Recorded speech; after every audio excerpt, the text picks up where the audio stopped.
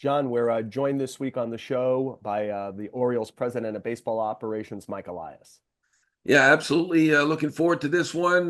We like Mike Elias, terrific guy to deal with, and one of the best general managers. Maybe they call him baseball president, but one of the best general managers in baseball, and lots to talk about with the Orioles. They had a rough finish. Certainly have a great team with lots of great players, and the Yankees' main rival right now. Yeah, we'll talk about all that, their season, Jackson Holiday, I'm sure, what he thinks about their big free agents. John and I will go deep into these playoffs, especially the Mets and Yankees. We'll play hit and error at the end if you stick with us on the show with Joel Sherman and Jon Heyman.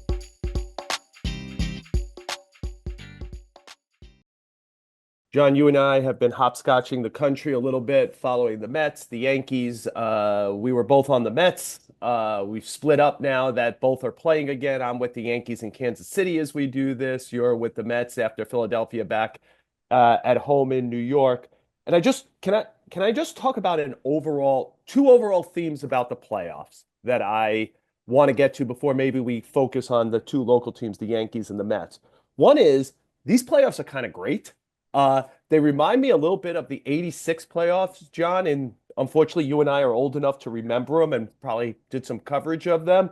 Back then there wasn't a lot of playoffs, but both LCS series, Boston and the Angels, Mets and the Astros, and then of course the Mets and the Red Sox. It was just all tension-filled drama, storylines, great. It's like every time I am either at a game or turning one on, it has been a thrilling postseason check mark for MLB so far. Yeah, absolutely. It's the Mets again. In '86, it was the Mets. And thankfully, I'm not quite that old. I thought I was older than you. Maybe I better check that. In '86, I was actually covering the Raiders. So I just watched those on TV as a fan. '87 was my first year covering baseball. So I guess I'm not as old as people think. I don't know. It's I always the was very Mets. I was very young at UPI, so when I was Okay. doing All it, right. and I was just doing the some home games for the Mets. So All right, yeah. It's the Mets again. I think the Mets games have been thrilling. Certainly the Dodgers Padres has been interesting, spiced up by the fact that they hate each other, which, people talk about. There isn't that much passion on the West Coast. That's a bunch of baloney. Those fans are just as crazy as the fans on the East Coast. The fans were nuts in Philadelphia as expected.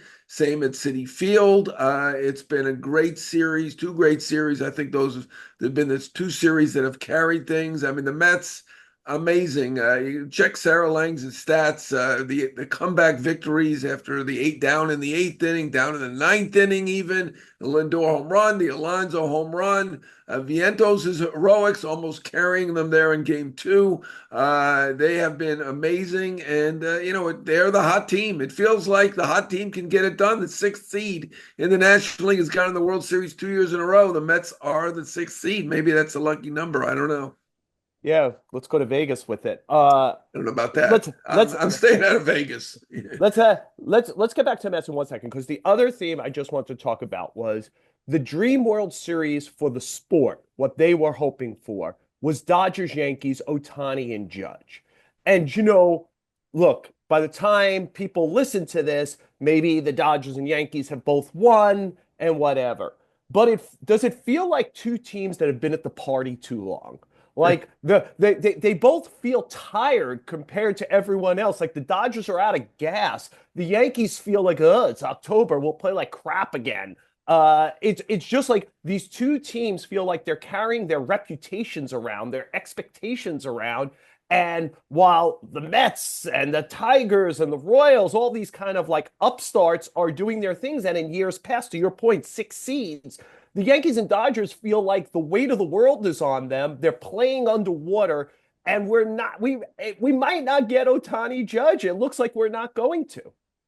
Yeah, I mean, look, there was no 100-win team this year. I mean, normally that does not happen. There was no great team. So to think it's going to be for sure the Yankees and the Dodgers, that's folly at this point. There is immense parity in baseball. Anybody can win at any time. Now, did we expect these AL Central teams to pop up like this? No, we did not. We thought they were in because they played a bunch of games against the White Sox and got lucky. It turns out they're pretty solid teams. The Tigers, amazing.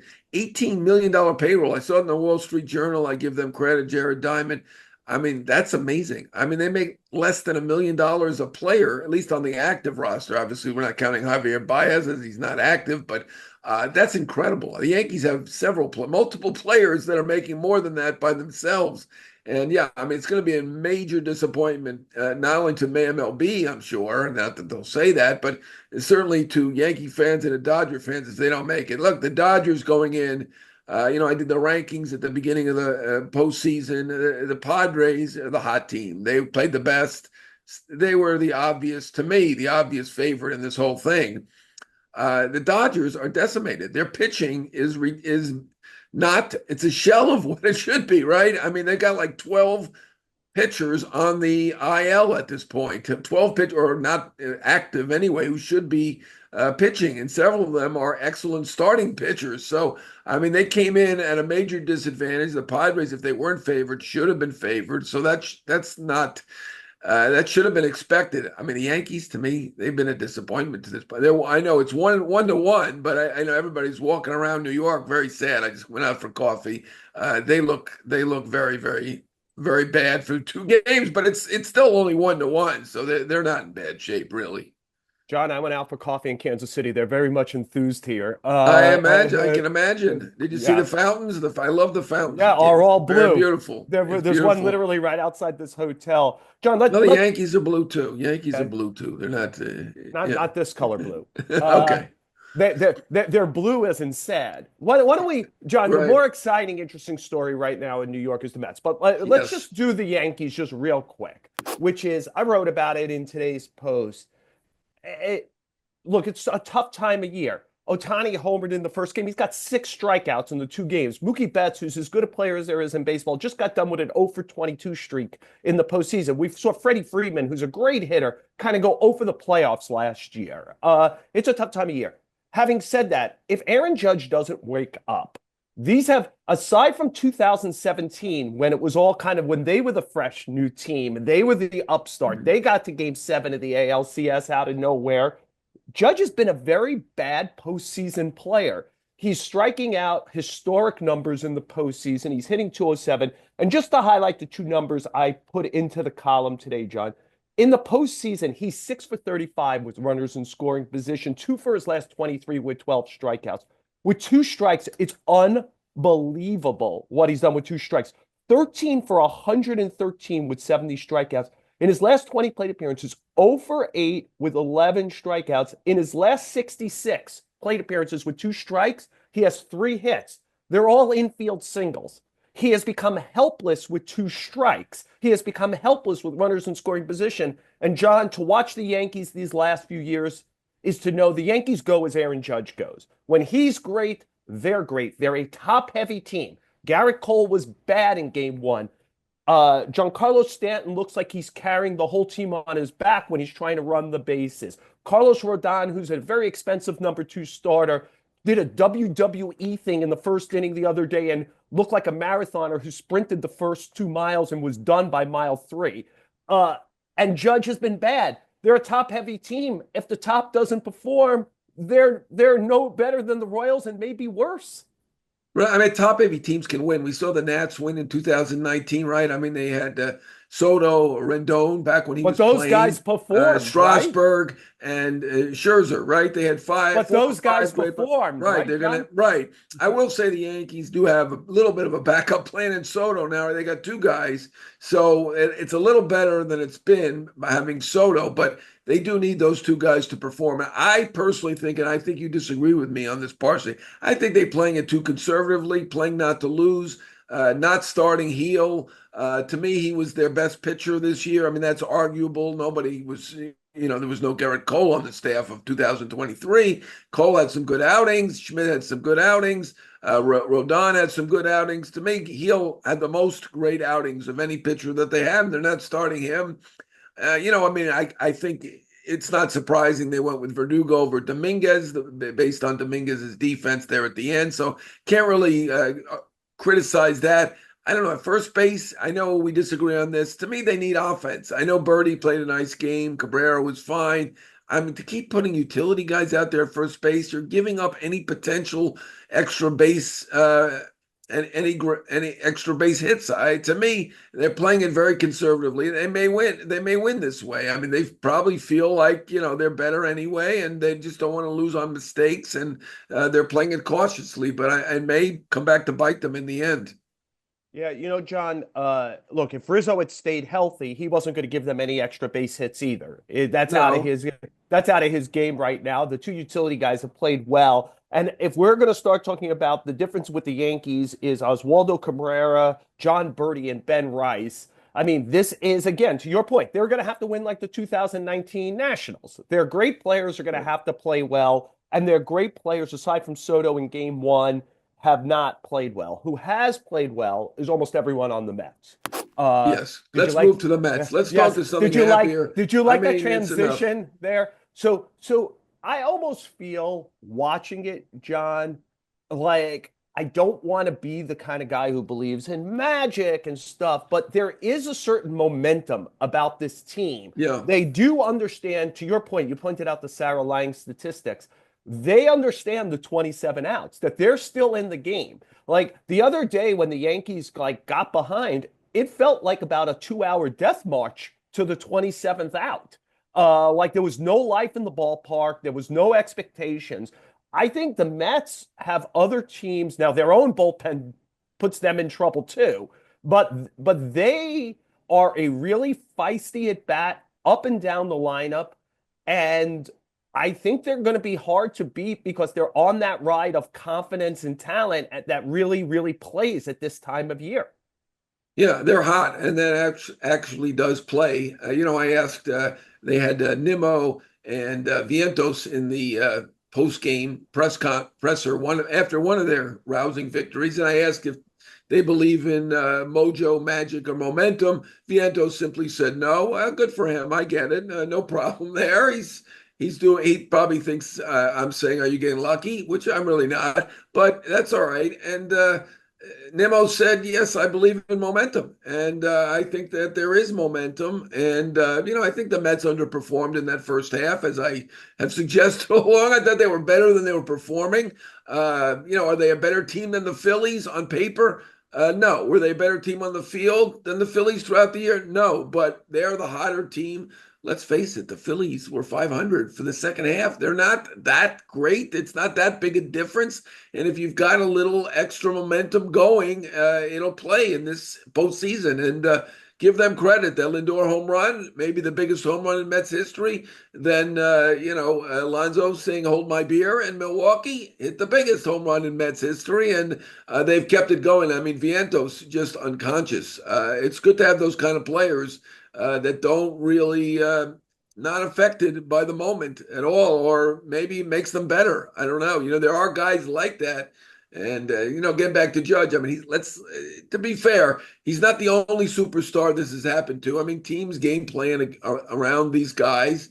Ted Williams, it was a much smaller sample size. Barry Bonds, same thing. Now you've got so many different levels through this. All these series, and Judge has had many of chances, but I do think teams are making sure that he doesn't beat them, and obviously he's not doing a great job either. But I'm just throwing a little bit of fairness on Well, Judge. But I did point out at the beginning, Ohtani struck out 6 times. yeah, Betts was 0 for 22. Freeman was bad last year. yeah, he's not the only one, Look, right? Alonso kind of showed he was 0 for 2024 for a big hit, right? Yeah, And then absolutely. and all of a sudden, Unless, what could have been his last at bat as a Met, That could have been. That was it. That that was the was last at bat. He right, was right? gone. I mean, come on. If he struck out there and they lost, he was gone. I mean, there was no way they were bringing him I, back, right? That I, was his last at bat. He was down to his last two strikes. I mean, I, I think I, no question about that, right? I said to an executive on the phone yesterday, John, I said, I think it was a $50 million home run. Somebody told me, one executive, I don't know whether he talked to you, and he said he think that was $100 million home run. I don't know. I Yeah. mean, I think at this point, Steve Cohen's going to not just have to make a perfunctory nothing offer. He's going to have to make a real offer and bring him back. I mean, look what's gone on with the fans now. They're loving him. That home run, one home run can do it. Look, Aaron Boone is the manager of the Yankees off of a home Yes. run, right? One home run can do. That's how much this postseason means. I don't know if it really means 100 million or even 50 million, but I mean, at this point, they're going to have to top what they offered last year. It may be Yeah. just by a little bit, but something, and bring them back. I don't think there's. I think that question is over in terms of at least the offer. Yeah, well, I think they'll take a deep breath and really decide if they want him for another 6, 7 years, even after this. And if they sign Soto, their But fans will probably forgive them if Alonso yeah, goes signing away. Soto away from the Yankees not going to be so easy. Yeah, Let's be yeah, fair about this. but I yeah, mean, is those are off-season right, questions. But I fair. do, I mean, again, in the Judge column today, to your point, I pointed out, like I thought Boone was being incredulous and or insincere the other day when he was acting like it was 2 games for Judge. It's not 2 games. He's been No, a that's bad fair. postseason player for a long time. And by the way, the guy who should understand the value of hitting a big home run is this Aaron, right? Right, He's I not the know. manager of the Yankees without hitting that home run. He's not even under consideration. It's how Bucky Dent got to be manager of the Yankees, right? He hit a big home Right. run at a big moment.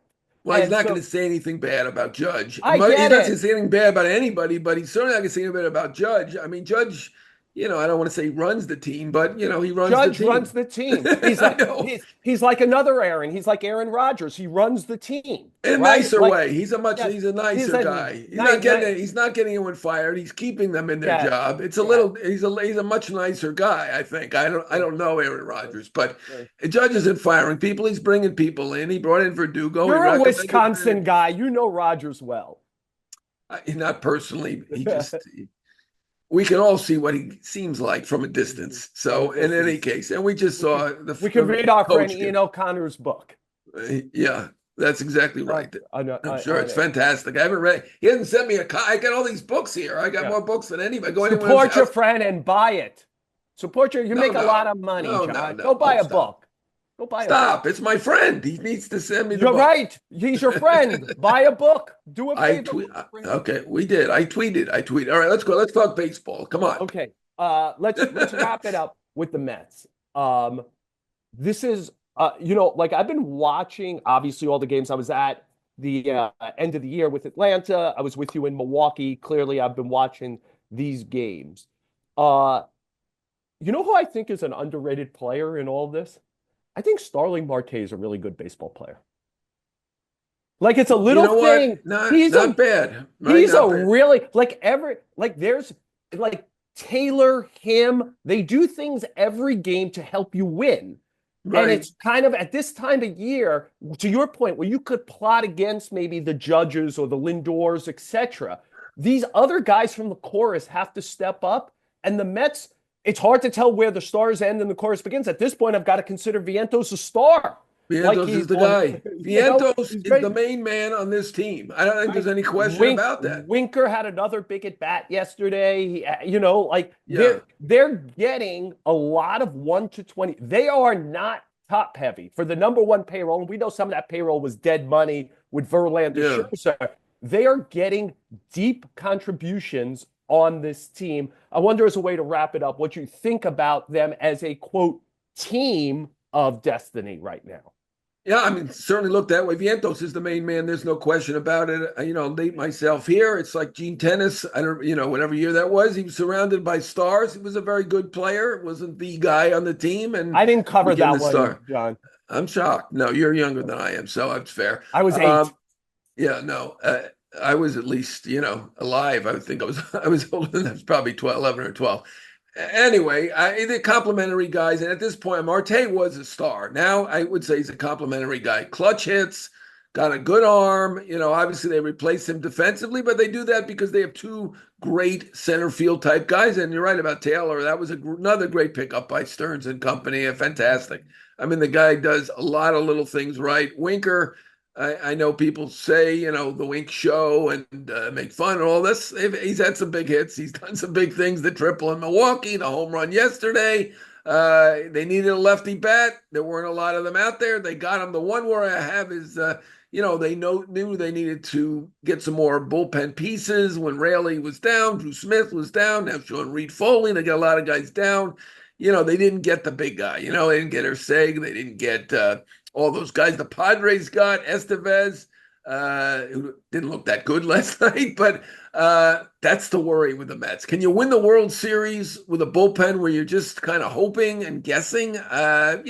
They've gotten some good appearances from Budo and Maton and Stanek and some good ones from Diaz, but I mean, that's my worry with the Mets. Other than that, everything fantastic. Yeah, I think if Senga could give them three and then four if they keep going, and they could put Peterson and McGill in Yeah, the let's not forget bullpen. Peterson. Yeah, Peterson's been Peterson and unbelievable. He doesn't give up anything. Let's get Peterson some big, if they need it, big innings from Peterson. I mean, to me, he's given up nothing, right? I mean, yeah, he's been their best pitcher over the last couple weeks. I don't know.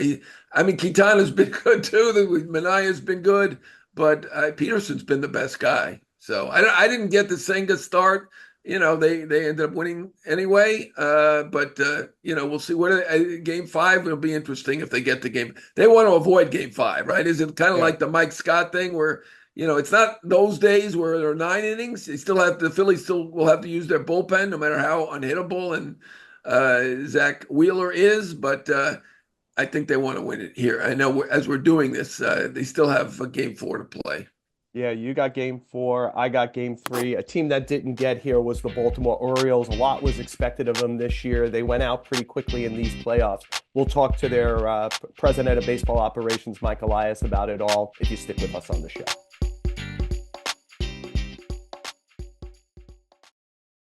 John and I are so happy to be joined by Mike Elias, who is the president of baseball operations for the Baltimore Orioles.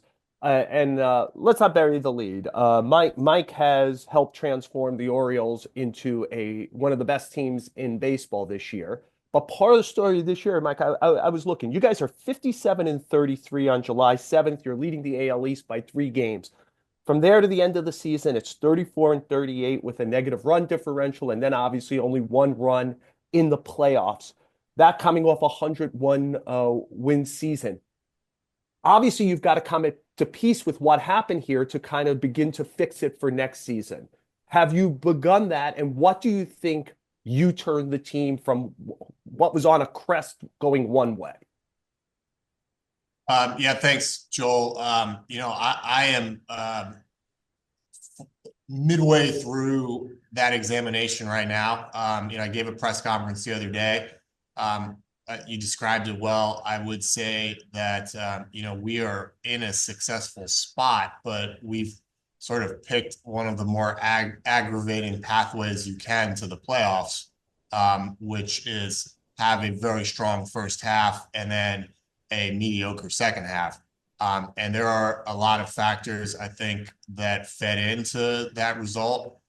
We had quite a bit of adverse health events, but I do not pretend like that was the entirety of the issue. And, a lot of it are perhaps a number of people around the organization going through natural regression, but also there's things that we can do better as an operation. And we are knee deep in examining those things right now. So for me, it's a challenge and a tricky one to balance the relative success that we've had with a ton of regular season wins over 2.5 calendar years in a very demanding division. Starting from where we started from with the Orioles in, starting a rebuild at the end of 2018 to now, having a lot of shortcomings that have been expressed in the playoffs, but I think more sizably with a mediocre second half. So we're addressing all that head on. It's not fun. I wish we were still playing. We certainly have the talent to still be playing. There are aspects out of your control in the playoffs, but we're acting like this is in our control, and it's my responsibility to make improvements for next year. And so I'm working on that. I know you're still examining things, Mike, but from an outsider, you obviously have a great position player base, probably the best in baseball. You had a number of pitching injuries, and so you'll have a number of guys back next year. So you have a good number of pitchers, but Corbin Burns is a free agent. You have a new, and shall I say, new and improved owner. Is there some hope? I know the Orioles are a small market team. Is there some hope to bring Burns back? And is that your emphasis, generally speaking, pitching for the offseason? Well, we're talking here on this podcast. It's early mid-October. Technically, no one's a free agent yet, so I must be careful about that. We made a major trade to bring in Corbin Burns, coming off of the season we came off last year. Getting a frontline starter was kind of what the doctor ordered for our team, or at least that was my estimation. With Corbin, you're not only getting talent, but you're also getting bulk. And he held up his end of the bargain. He threw 194 innings, was in the Cy Young conversation for most of the year, spun an absolute gem in the playoffs that we just didn't score for him. And it was impressive seeing him do his thing like clockwork, make every start over the full season. So, he's terrific. And, any team would love to have him. But there's a lot of business that goes into that. And, somebody accrues 6 years of service in the major leagues, they earn rights. And we're going to have to go through the entirety of what comes next when that takes place. And there are steps this month that, we'll have to work through. But he was spectacular for us. For most of the season, he was spectacular in the playoffs, and he has a very bright future. Mike, so stick with just like the Burns concept a little bit. But Burns was a go for it move by an organization that hadn't done that, whereas you clearly felt like, oh, we're ready to do something. You gave up good young players to do it. At the trade deadline, you did something similar with Eflin, who also has not an insignificant contract for next year for a size market like yours. But then otherwise, you didn't go like that big fly stuff. You made a lot of moves, but you didn't. I wonder if you could just talk about the balance of what you're trying to do and how you think about it, which is you obviously want to win, but you don't want to kind of like shoot all the bullets here to go for it. And yet you needed more at the deadline. What is that balance, especially even with your new owner in your market size? I think you described it well. I mean, I could opine about that balancing act. It's really the nature of the job as a front office and as baseball to attempt to strike the appropriate balance. I mean, somebody could theoretically liquidate their entire farm system, overextend financially, go all in on one season. But it's not easy to control the results of what exactly is going to happen on the field. There's injuries, the ball bounces, there's playoff formats. So nobody does that because it's kind of an irresponsible way to manage your playoff odds over whatever time horizon you want to use. So the job of a front office is to weigh opportunities and look at your team's fortunes and chances for an upcoming season and decide to what degree and what types to push chips in and where and how. And that's really the job. So, I mean, it would be a long answer to really dive into that. We have undergone a really significant ownership transition that basically happened mid-season this year. That I think is going to be an enormous positive for this franchise. And, hopefully going forward, it'll make the balancing act here with the Orioles a lot easier because, we have very stiff competition. And I believe this group is very skilled and well equipped to support this franchise the way that it needs. But, we're now back at starting to weigh that equation for 2025. And that's my job of, where do we use resources and future resources and future contributions and, maybe push them into areas on the roster that are more salient for 2025. And I'm not clear exactly how we're going to do that yet, but one of the unwanted side effects of getting knocked out of playoffs early is you do get October to get a little more planning time with your staff, and we are making use of that, even if we wish we didn't have it. Can I just follow quickly? Because I wonder, do you have regret about what you did at the deadline? Again, Eflin, when he was healthy, was very good for you. You made a series of other moves that weren't. Is there regret and or a lesson that you feel going forward from what you did at the deadline, or it's just the nature of the job? You know, you're not going to get them all right. Well, there is that, but I am very I self-examine a lot, and I think there's a difference between decisions that you make where the outcome doesn't work out well, but if you're honest with yourself and you would go back in time and you would make those exact same decisions with the information that you had at the time versus decisions that you made where there was something in your process that you wish you had handled differently. So I can think of examples in both directions, both in the past season, but then also over my entire involvement in baseball. And I think the takeaway from our trade deadline, or one takeaway from our trade deadline this year that I've talked about publicly is as we were entering the deadline, we had a lot of pitching injuries, and our rotation was struggling and kind of unraveling to some degree going into July. And my approach at the deadline was extremely oriented towards buttressing and fortifying the pitching staff. And it was at the expense, in some cases, of our hitting depth.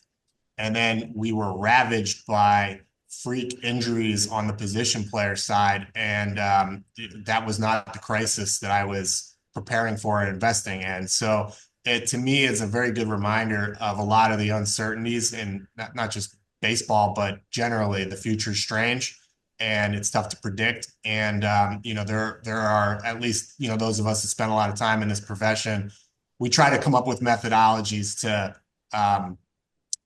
help measure what we're doing in that regard. And, I'm definitely learning from that experience. And I've always tried to learn from experiences, both positive and negative in this game. And it's one thing that's consistent about it. It keeps you on your toes. Sticking with my free agent theme, I know you like Anthony Santander very much personally. He might be a little more attainable than Burns in terms of the money, but certainly has gone up with his huge year, 40-something home runs. Is he a guy that you want to bring back to this team, and do you feel like you have a chance to do so? Well, I don't think it's appropriate to me in October to talk about what we may or may not do move wise. I will on Anthony Santander. He has been a hero for this franchise. He was a Rule 5 pick that the Dan Duquette front office made prior to my getting here. At our very first spring training in 2019, he caught our eye as a young switch hitter. There were people in the organization that really spoke highly of him when I walked in the door, even though you look at his stats in 2018 and he was kind of injured a lot in 2 years leading up to us getting here. And, he just took off and has been a very steady presence for us on and off the field. In the locker room, I can't say enough good things about him. He's a really quality person, teammate, baseball player, and anybody would be lucky to have him. So we'll see where this all goes and it shakes out. But you look at the Oriole record books and he's moved his way, especially in the home run and power categories. He's up there with some pretty heady names, and it's been a significant list of accomplishments personally for him, but not to mention being at the forefront of this franchise kind of getting out of the mud over the last few years. He's one of the main people. On the other side of free agency are guys who are just breaking in. I know the last time we had you on, we asked you so many questions about Jackson Holliday. This was a season where Jackson Merrill was a great rookie from the outset. Jackson Churio kind of picked it up at about the midway point. It never really fully fired for Holliday, who was the general consensus #1 prospect coming into the season. 189 average, 565 OPS. Why didn't it fully fire beyond the fact that he still doesn't even turn 21 until December? Why didn't it fire, and what's your level of confidence still moving forward in this player? Well, the level of confidence is extremely high. I've learned that everybody develops differently. And Jackson moved through the minor leagues at a rate and a quality of rate at his age that from an American high school drafted player, you have to go back like 25, 30 years to see a player kind of get through the minor leagues as well and as fast as he did. And we made a decision. I made a decision out of camp, or pretty quickly out of camp, to put him in the majors despite almost very little, like a month and a half's worth of experience at AAA, based on the data I was looking at. And, it turned out that he could have benefited from more time in AAA, and he got it. He came back up late in the season, played better. As you mentioned, though, it was had its ups and downs. He did end on a good note, and the talent level is enormous. And I think you think about what he was going through in terms of expectations, and then joining a team that was not only in a pennant chase, but the whole infield was ravaged by injuries, and he was out playing every day out of necessity. I think it was a difficult way to break in, but he's a strong kid and he's better off for it. And I would bet dollars to donuts that he's going to have a great year next year. Yeah, I'm with you on Jackson Holiday. I want to ask you about another guy who's a friend of the show, Brandon Hyde. Another season in the playoffs, obviously injuries, particularly to the pitching staff, but as you mentioned, freak injuries to the position players certainly dimmed things in the second half. What's your feelings on Brandon going forward? Brandon is one of the best managers in the game, and he's guided us not only through the rebuild, but through the last kind of going back to midway through 2022. We're I don't know where we are exactly, top three or so in wins, and he's the skipper that has guided through that, and that's despite our team not having the payroll levels that a lot of teams around the league have had. So this has been an impressive accomplishment, to win the AL East, to win the first wild card seed, despite the injuries that we sustained. And there's a lot that goes into that, and he and I have been working really closely since we started the rebuild, but also through this competitive period. So his talent is really high, and both he and I feel this sting of not being able to advance through the playoff round the last 2 years now. So we're focused on that. We're doing everything that we can to prevent ourselves from having that happen next year. But guess what? We got to get back into the playoffs too. A lot of work ahead of us, but he is a big asset for us. We've mentioned new ownership a little bit. Bobby Witt Jr. is probably going to finish second in the MVP. Gunnar Henderson is either going to finish third or fourth, is my expectation. Him and Soto in some way here. Do you think you're in position to do the Bobby Witt type contract with someone like Gunnar, or if you decide Rutschman? We talk about windows all the time. Can you try to extend your window by putting some tent poles down with some of these young players who are clearly star level players and play premium positions? I think my read of this new ownership group is they have the wherewithal to allow us to run this franchise optimally.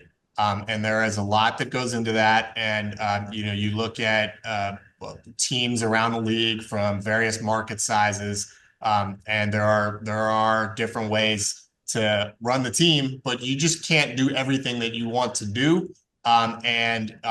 Requires some measurement at times. All of that being said, you look at our group of young players right now. We do have an impressive young group that's been drafted here, homegrown, with good heads on their shoulders. And there are many of them where you look at them and you go, boy, I wish we had these guys longer than they're currently contracted for. And so that's a big part of the equation.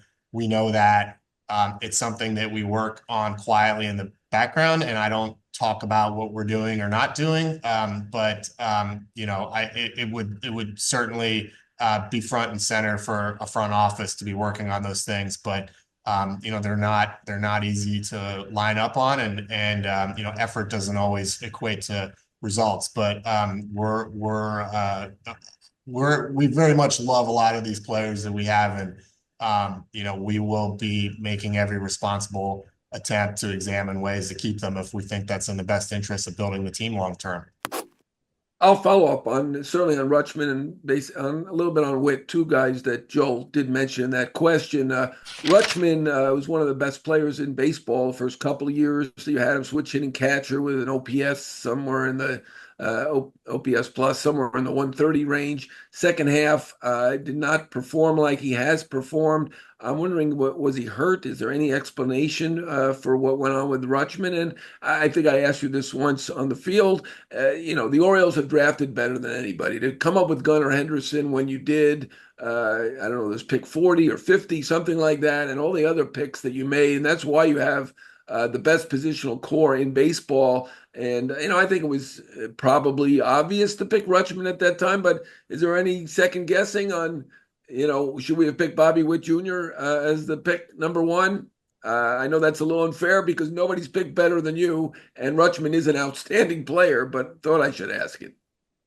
Yeah, I've been around the draft my whole baseball career. I think 17 draft years or something like that, and it's a big reason why my hair is white. You don't have a crystal ball, so you're trying to make the best investments that you can make at the time. And Adley is and has been maybe the primary engine in turning around the franchise, the culture, both in the minor leagues and the major leagues. The catcher position has so much that radiates out onto other players and your pitching staff. And when you have a franchise catcher available that offers the risk, or I'm sorry, offers the blend of ceiling but lack of risk that he does and did, it's a great pick and remains one. But the draft is tough because you can always look back Sure. at results. And but as you said, I would not go back and redo our drafting. It's not been perfect, but the last 5 years, it's been our scouting department's done a terrific job. Our player development's done a terrific job.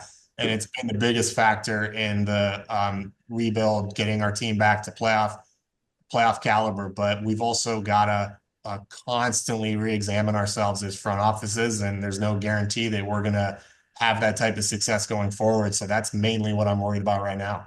Just to follow up, was there any injury? I mean, you're a catcher, you're getting beaten up all the time, and it's very difficult to hit as a catcher. Is there any explanation? Because, I mean, he was an outstanding hitter for his first 2.5 seasons, and he is an outstanding hitter. Yeah, he had a very uncharacteristic and very disappointing second half for him after being an all-star in the first half. There's no reason I could provide for it.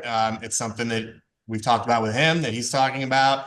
I'm sure he will learn from it and adjust, like we all do. But there's nothing that I could encapsulate quickly that would describe why he had a few months that were below his standards. But he's not going to do it again next year. Mike, as a way to wrap this up, I don't like to speak for John, but I'll try here. Is I think you're probably one of the more smarter, more logical people we talk to on a regular basis. And you have to try to figure out. Tell my wife that, please. Yes. Just text me the phone number. Mike, we're talking about two separate entities here, right? The regular season, the postseason. Probably for a good part of this season, we felt the four dominant teams in the sport were you, the Yankees, the Dodgers, and the Phillies. You're out. As we're speaking, the Dodgers and Phillies are on life support, and the Yankees are rickety against the Royals. Is there no solving the postseason, and the idea is just to get there? Or is it like, do I need to build a team to figure out how to get hot in the second half? Because that seems to have some correlation to the postseason. Tell me what a guy who has to put it together and try to get to kind of nirvana is thinking as he watches the playoffs. You had an excellent team each of the last 2 years. You're 0-5 in the playoffs. It isn't logical that happened, and yet you have to solve this problem. What do you think? Yeah, I do. I mean, I'll answer your question, but not necessarily specific to the Orioles, because, like I said, I'm taking those losses as my responsibility and something that we got to figure out a way to improve our chances to not have that happen again. It is a very tricky balance. I mean, I think if you're Major League Baseball and you're all of us that work in it, you do want teams to have a really good chance of the postseason. We want extra postseason spots. You know, we don't want it to be 1955 where two teams get in and that's it. It's just not what fans want right now or what's healthy for the sport. But on the other hand, you do have a nature of the game that you need 154 to 162 games for everything to kind of bear out. And so to have that over the regular season, which is a marathon and a grind and the depth that's required and all of those things, and then have it go to a extremely compressed format with extra roster spots. Well, not extra roster spots, but more than you would need to get through a short series. And then also off days in between the games. It is a very different test. And there are some parts of roster building that are emphasized more in that playoff format, but you couldn't only do those because you have to get through that 162 gauntlet first. So it's tricky.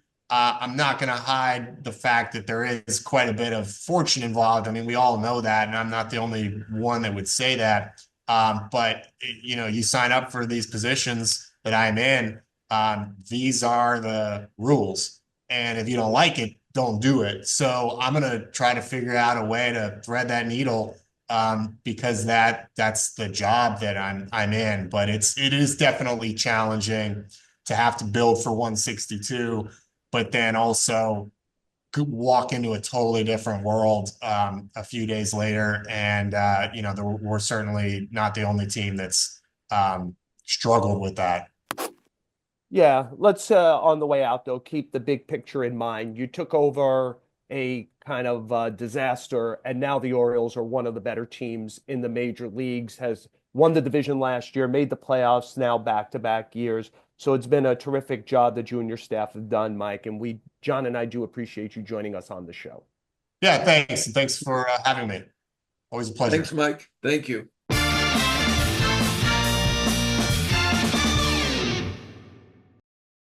John and I, of course, thank Mike Elias for joining us on the show. John, hit or error? I'm going to say error. And, you know, before you say anything, Padre fans, realize this is the team that I picked at the beginning of all of this. And this is the team that I've cited all their great moves, and I'm on their bandwagon. But I'm sorry, the players cannot be shutting Ken Rosenthal out of the clubhouse because they were mad about a column that he wrote on Manny Machado. That is not the right thing to do. That is silly. That is unprofessional. Not just saying that because Ken Rosenthal, like Tommy Pham and Keith Hernandez and many others, is a friend of the show. Ken Rosenthal is a professional. He's writing his honest opinion of what's going on. Obviously, there are two sides to the story, and I get it. If you're a fan, you only see one side of the story. But if you're a player on the team, you've got to let the professional journalists in, and Ken Rosenthal is a professional journalist. So I was not happy to see that last night. Did they not let him in, or did they not just do the in-game interviews? They did not let him in. Well, that's fascinating. I didn't know that. It's actually, where's MLB? MLB is a clown show. He has a credential. He's not allowed to be barred from the club. Right, and he's Ken Rosenthal. He's not, nobody. He's somebody who's obviously a professional, giving his honest opinion. Forget the Padres. Working his butt off all the time. It's ridiculous. Forget the Padres. That's a big error by MLB, not enforcing collectively bargained rules about what a press credential allows you to. A team cannot keep you out. That's utter nonsense. I'm going to give a hit to hatred, John. I don't like fraternization in the sport. When I see the players clowning with each other, I kind of like that Jesse Winker became a villain in Milwaukee, and that the two teams hated each other. They don't hate each other more than the Padres and the Dodgers. Now, No. all the stuff that happens with the fans, that's off limits. You want to boo whatever. Do not throw stuff on the field. Do not put the players in danger. This is ultimately an entertainment. That is unacceptable. Control yourself. But I love how much they hate each other. This is the fans care so much. They want to believe the players care so much. And the Mets and Phillies don't really like each other. You could feel that when they're playing good. The hugging near the batting cage, I'm out on it. I know everybody shares agents and they flip teams, but like once the crowd comes in the game, in the ballpark in particular, the teams should be apart from each other, not high-fiving near the stuff. So give me a little good hatred. I like it at this time of year. I like that old school. Did you see anybody hugging? Just whisper if you did. I don't know. Is there somebody in I, particular thinking of? I Just see it. I see it every all the time. game. Yeah. Guys just I hope like it's not the like Dodgers and the Padres. That would be no, that well, would I be haven't been at brutal. that series. I'm just like, hey guys, meet underneath the stadium, go for dinner together. Like Yeah. once the fans are let into the ballpark, that nonsense has to stop. You have the Yeah, team. keep it behind closed doors. I like Boyd and Schoolball. They're friends. They used to be teammates with the Tigers. They did it under the concourse. Walked off. They had a nice pitching duel. I mean, people talked about being a classic pitching duel. I don't know if it's classic if one guy goes 7 innings and the other guy goes 4 1/3. But in Yeah. any case, they didn't give up any runs. And somebody caught them with a picture under the concourse. They weren't hugging behind the batting cage, so I'm okay with that. I'm with you on this. I'm old school. No more hugging. Hugging out. Hugging out, hatred in. Yeah. What somebody we like, Tommy Hogan. He's the producer of this show. He helps us so much each and every week. Uh, Apple, Spotify, wherever you listen to podcasts, rate and review. Go to the New York Post Sports YouTube page so you can see. John, is that a leather jacket you're wearing? Yeah, I'm cold. You're I gotta, I cold in gotta, your in I your own gotta, I gotta house. get the landlord. I got the guy. I gotta get my land. The landlord is not on my side.